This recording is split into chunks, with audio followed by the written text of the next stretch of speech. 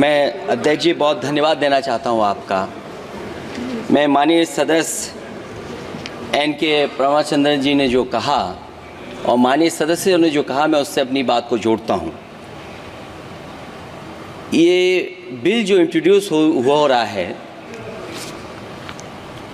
ये अध्यक्ष महोदय बहुत सोची समझी राजनीति के तहत हो रहा है। अध्यक्ष महोदय, जब लोकतांत्रिक तरीके से चुने जाने की पहले से प्रक्रिया है तो उसको नॉमिनेट क्यों किया जा रहा है? वहीं जहां अन्य धार्मिक जो मसले हैं, बॉडीज़ हैं, उनमें कोई गैर बरादरी का नहीं आता है। मान लीजिए वक्फ बोर्ड में गैर मुस्लिम को शामिल करने का औचित्य क्या बनता है? और अध्यक्ष महोदय, इतिहास के पन्नों को अगर हम पलटें, अगर आप जिला अधिकारी को सब ताकत दे देंगे, उन इतिहास के पन्नों को मैं नहीं पलटना चाहता हूं कि एक जगह पर एक जिलाधिकारी महोदय ने क्या किया था, उसकी वजह से आज और आने वाली पीढ़ी तक को भी सामना करना पड़ा। अध्यक्ष महोदय, मैं नाम नहीं लेना चाहता हूं। और अध्यक्ष महोदय, सच्चाई ये है कि भाजपा अपने हताश, निराश, आप तो उस कानून चंद कट्टर समर्थकों के तुष्टीकरण के लिए ये बिल लाने का काम कर रही है। अखिलेश जी, अध्यक्ष महोदय, आज तो हमारे आपके अधिकार कट रहे हैं। मैं याद कीजिए अध्यक्ष महोदय, मैंने आपसे कहा था कि आप लोकतंत्र के न्यायाधीश हैं, और मैंने अध्यक्ष महोदय सुना है इस लॉबी में कि कुछ अधिकार आपके भी छीने जा रहे हैं। उसके लिए हम लोगों को लड़ना पड़ेगा आपके लिए। अध्यक्ष महोदय, मैं इस बिल का विरोध करता हूं। कोई अध्यक्ष के अधिकार अखिलेश जी सिर्फ विपक्ष के नहीं है, पूरे सदन के हैं। इस तरह की गोलमोल बात आप नहीं कर सकते हो। आप नहीं हो अध्यक्ष के अधिकार के संरक्षक। एक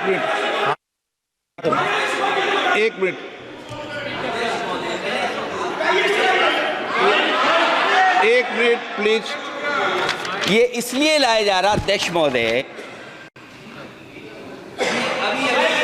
अभी हारे हैं अध्यक्ष महोदय, अभी हारे हैं। Okay, no.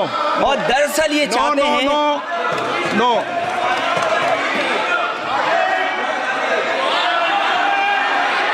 रिकॉर्ड में नहीं जा रहा आपका कुछ भी, रिकॉर्ड में नहीं जा रहा। Under Rule 72 to oppose the Waqf Amendment Bill. Sir, I oppose the introduction of the bill under Rule 72(2) on the grounds that this House does not have the competence to make these amendments. This bill patently violates the principles provided in Article 14, 15 and 25. Sir, it is both discriminatory, arbitrary. It is a grave attack on the basic structure of the Constitution, as it violates the principle of judicial independence, separation of powers. Sir, one thing has to be understood, that the Waqf management of a property is an essential religious practice for a Muslim.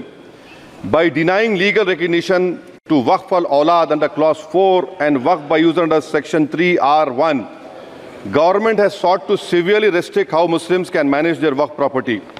Sir, in fact, Hindu endowment boards, I challenge, Hindu endowment boards are recognized even by usage and custom. Here you are asking for documentation. No existing law, whether non-religious or personal, limits the right of a person to will their property or dispose it. But what you are doing over here, a Hindu can give through will his complete property to his daughter or son. I as a Muslim cannot do, I can only give 1/3. But what you are doing, I can gift, but I cannot give it in the name of Allah subhanahu wa ta'ala. Now you are stopping me from praying. Now what you are doing, you are restraining Waqf al-Awlad. That is not only discriminatory and violating Article 25, sir. There is no limit on anyone to will their property dispose of. Sir, to insist that a person has practiced Islam for 5 years. Sir, 1-2 minute दिए, सबको दिया आप। अगर कल कोई आके बोलेगा कि नहीं मैं 5 साल से इस्लाम प्रैक्टिस नहीं कर रहा हूं, कौन डिसाइड करेगा सर? और एक न्यू कन्वर्ट है, does he has to wait for 5 years to give his property to Waqf? Isn't that violation of right to freedom of religion? Sir, another point, sir.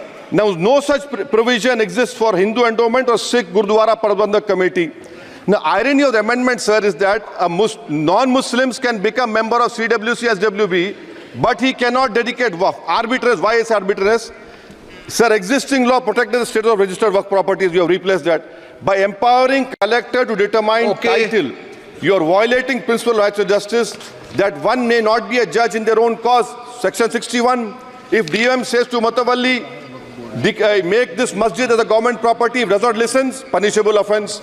This is against separation of powers, part of which is basic structure. This bill excludes tribunal decisions from being final. If collector has been replaced by tribunal, and who's going to sit in the tribunal? A retired government judge and a retired government employee. How can the nominee be a part of this composition, sir? In our okay